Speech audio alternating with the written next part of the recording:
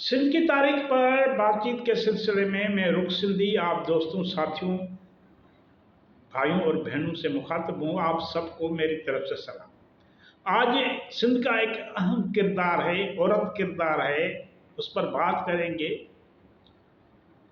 सिंध की बेटी पर बात करेंगे, ताराबाई पर, जो तख्त की मुहाफिज थी, सिंध की मुहाफिज बनी, सिंध की हुक्मरान भी बनी। इससे पहले आप दोस्तों से गुजारिश है कि चैनल को सब्सक्राइब करें, अब वीडियोस अपने दोस्तों के साथ शेयर करें। जब दरियाए सिंध की लहरें चांदनी में चमकती थीं और सुमरा किले की दीवारें वक्त के राजों को छुपाई बैठी थी, तब एक बेटी ने तारीख का रुख मोड़ा। दो सुमरों के वफात के बाद किले में खामोशी थी। संघार अभी बच्चा था और तख्त खाली। दरबारियों की नजरें एक दूसरे से सवाल करती थी, अब कौन?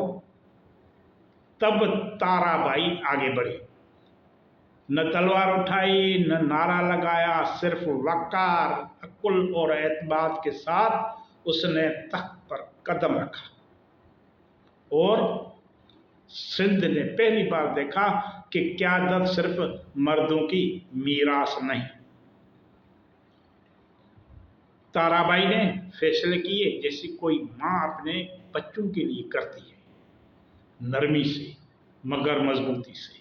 उसने अमन कायम किया, सिंध में अमन कायम किया, बगावतों को दबाया और वो सब कुछ किया जो एक बादशाह करता है, मगर वो बादशाहनी नहीं, बादशाही थी। उसकी दरबार में वजीरों ने सिर झुकाया, सरदारों ने वफादारी निभाई और अवाम ने सुकून पाया। वो न सिर्फ हुक्मरान थी बल्कि सिंध की रूह थी, नरम मगर नाकाबिले शिकस्त। जब संघार जवान हुआ, ताराबाई ने तख्त छोड़ दिया, बगैर जंग, बगैर जिद, जैसे कोई शम्मा अगली शम्मा को रोशनी देकर खुद खामोश हो जाए। ये उसकी उज़्मत थी, इक़्तिदार को खिदमत समझना, मुल्क को औलाद की तरह पालना। किताबों में उसका नाम कभी ज़ैनब लिखा गया है, कभी तारा, मगर असल पहचान उसकी रोशनी है जो आज भी सिंध के आसमान पर जगमगाती है।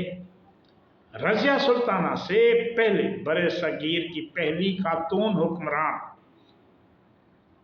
ताराबाई, लेकिन मगर अफसोस तारीख ने उसे वो मकाम न दिया जो वो हक रखती थी। ताराबाई सिर्फ माजी की कहानी नहीं, वो आज की औरत की अलामत है जो क़यादत कर सकती है, कुर्बानी दे सकती है और वक्त आने पर खामोशी से पीछे हट सकती है। वो हमें सिखाती है कि इक़्तिदार का असल हुस्न खिदमत में और क़यादत का असल जौहर वक़ार में। ये थी राणा ताराबाई की कहानी। आपका बहुत बहुत शुक्रिया।